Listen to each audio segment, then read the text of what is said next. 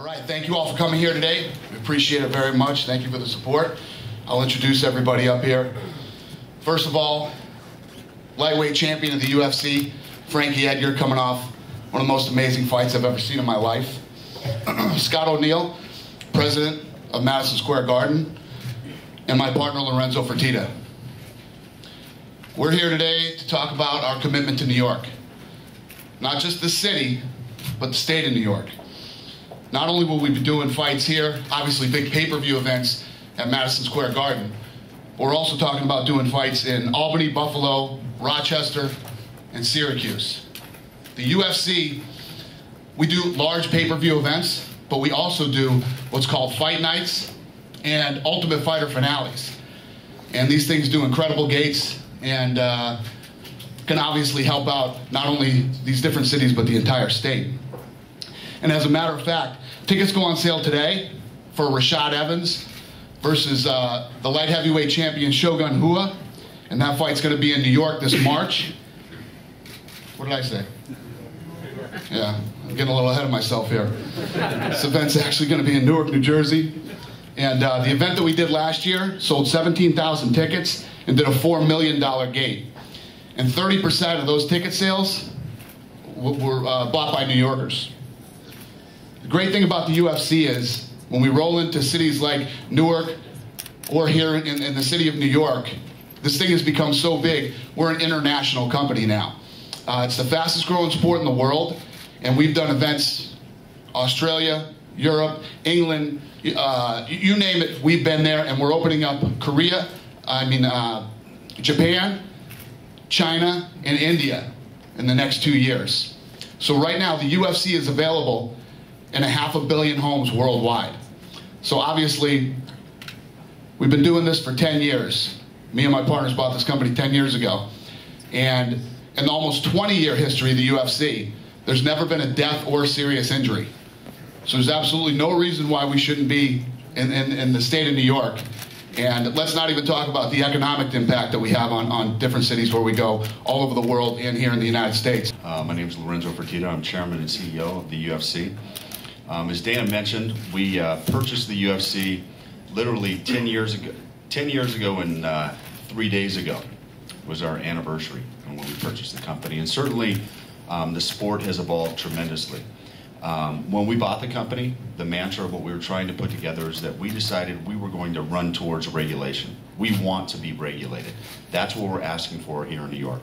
We don't want to just come into the state, put on a fight. We want the New York State Athletic Commission to regulate us and be in control of the fighters, the testing, all the health and safety of the fighters. We have a history of working with state regulatory agencies. As Dana mentioned, in the 10 years we've been doing this and throwing nearly 2,000 individual fights, we've never had a serious injury that has been accounted for. So obviously, we're doing things the right way. When we bought the company in 2001, there was one state in the United States that regulated the sport of mixed martial arts. That was the state of New Jersey. Today, of the 48 states that have athletic commissions, 44 regulate the sport. Tremendous amount of progress, once again, that's been made during that time period. Now, obviously, of the 4 states that have athletic commissions that don't regulate the sport, New York is one of them. Now, residents of New York, because of that, have to travel to see this event live to neighboring states and neighboring cities when we throw events in Newark, as Dana just mentioned, Philadelphia, Boston, Columbus, Montreal, and even at times travel to places like Las Vegas or even overseas to London or Sydney. When they do that, obviously they're spending dollars, tourism dollars, millions of dollars that are impacting those local economies. We literally have most of the major cities in the United States not only welcoming us with open arms, but bidding for our event to come to their city, giving us dollars to come to their city, not just in the US, but literally around the world, from Sydney to Rio de Janeiro to Abu Dhabi. This sport is now global, and we think it's time that we were able to hold live events here in New York, not just in New York City, but also upstate as well. And we talked about the economic impact. That is a real thing. When we come to the state of New York, we will provide economic impact. There's been an independent study done by the firm HR&A, who has estimated that we will bring over $23 million on an annual basis and create over 200 million jobs just by doing 2 events in New York. And that's not to say we hopefully would do more than 2 events in New York. So once again, we look forward to hopefully getting to the point of educating state legislators so that they understand that this is a safe, regulated sport and something that should be allowed here in New York. First off, I'd like to say that we were very humbled and appreciative of the interest that the UFC has shown in Madison Square Garden. We think this is a tremendous opportunity for all of us to have one hell of an event, or several of them here. Also, just a quick thing, just a bit of recognition is that these are good guys, and they're spectacular businessmen, and they're the best damn promoters in the world. I just want to tell you a little quick story. I turned 40 March 23rd last year, and I got a call, as I always do, from my nephew, and he said, "This year for your birthday, I would like to go to see the UFC in Jersey at The Rock, March 27th. And it's kind of funny because he always calls me on my birthday and he picks an event for me to take him. And so we went to Super Bowl together. I took care of the tickets and his lodging, and he flew him down. 18-year-old kid. We went to All-Star game, NBA All-Star, which was always fun. But anyway, this year it was UFC 111. So I said, sure, yeah, that sounds great. You know, it's 4 days and it's very close to my house. So I said, this will be a fun time. So we show up. I had some friends that knew the Tap Out guys. We're in there with Scrape and Punk Ass, and well, I didn't know who the hell they were at the time. My 18-year-old nephew did, and so we spent about 40 minutes in the little trailer outside and had a kick. Then we walked in through the gates. It was quite a wait. I mean, you could see the people outside. It's a really young crowd, very active, in a big queue at the gate waiting to get in. And we walk in, and we're picking our tickets up at Will Call. It's a bit of a mob scene. And my nephew, Josh, he says, go over there. I said, I'm looking. He says, it's Frankie Edgar. I said, oh yeah? I said, that guy? Actually, that guy? I said, that guy over there? He said, yeah. He said, he's the coolest of the cool. I said, like Clyde Frazier cool? He said, no, cooler. I said, we should go say hello. So we go over, and he was, of course, very gracious and took pictures with my nephew, and, you know, he Facebooked them all out. It was really cool. It was very gracious, and it was kind of my first touch and feel. I mean, I'd met these guys before several times, but it was my first experience with a fighter, and I tell you, I was blown away, and that was just the start.